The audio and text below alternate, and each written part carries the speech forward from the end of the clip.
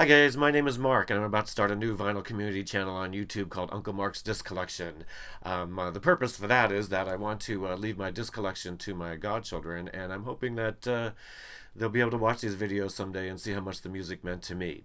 And I was inspired to do that by Steve Carlson and all the other great vinyl community people on YouTube.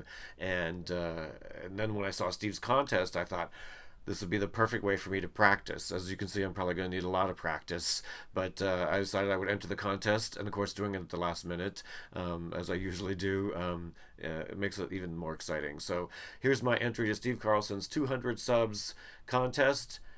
Happy music, here we go.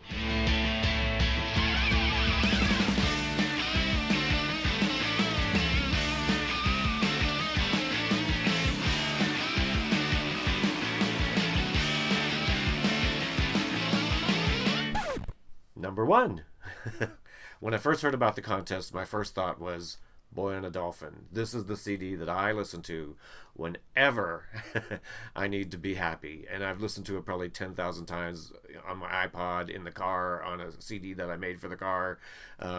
It's just amazing music. I was working in the city. I was actually working in Marin, and driving through the city on my way to work one day, and I heard this song Nue Uma Zue on the radio and knew I had to have it. So after work I stopped at the Tower Records at Bay in Columbus, rest in peace, and picked up a copy, and I've played it a million times ever since. It's just the one thing, my go-to music that makes me happy.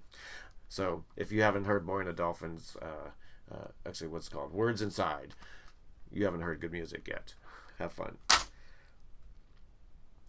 Number two. Anything by Gene Pitney. I'm a huge Gene Pitney fan. I've been listening since I was a kid. My mom and I listened to Gene Pitney over and over again.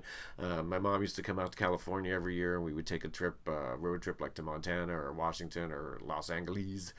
And there was always a Gene Pitney tape or CD in the car, and we listened and sang along for hours and miles. And I really miss my mom, and every time I hear Gene Pitney, it makes me happy. This particular disc is actually a pretty rare. It's a Columbia Record Club Greatest Hits package, and I've had this since I was a kid. I used to fight my sisters over it, and I ended up with it, so screw them. Anything by Gene Pitney, that's what makes me happy.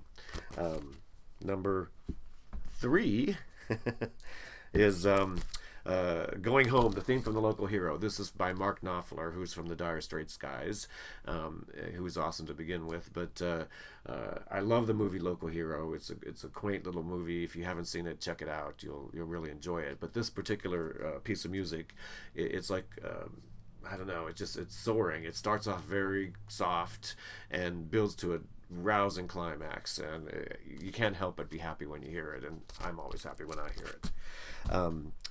The number four, this is the Moody Blues.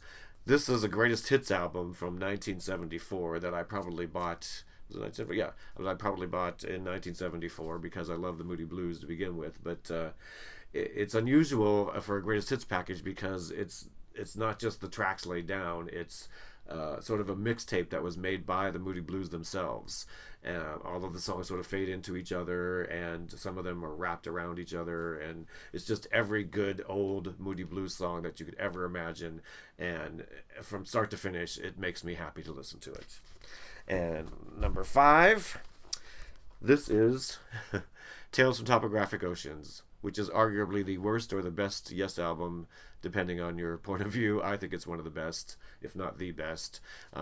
Great memories of this album. When I was a kid, I used to babysit a lot in the neighborhood, and some people I used to babysit for had this album, and I would listen to it every time I was at their house. I'd put the kids to bed, and I'd sit down and just kick back and listen to this. And one day they didn't have enough money to pay me, and so I was like, can I have the album? and I have played it probably a million times. In fact, it is so worn out.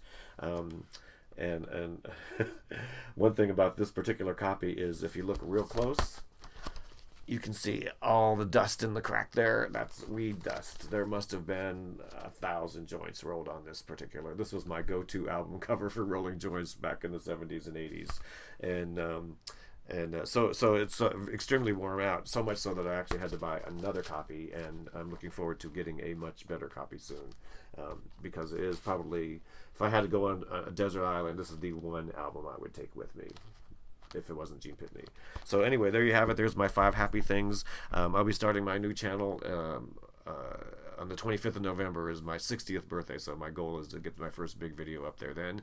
Until then, thanks for all the great inspiration, guys. I watch all these videos. I never thought I would enjoy listening to someone talk about Black Sabbath, who I really is not one of my favorite bands, but the passion that people come through with on these videos is amazing to me. So thanks, Steve, and go out there and enjoy some music. Have fun. Be careful. Well, that didn't go too bad, even though it was take 24. Before I go, I just want to say thanks to Steve for having this contest, for inspiring me. Thanks to all the vinyl community people out there for inspiring me to start my own channel. I really enjoy listening to your story, Steve. I wish you luck in all you do, and hopefully this is the start of something big for me and all of us. And if I win the contest, I'm going to be very, very happy. Thank you. Bye-bye.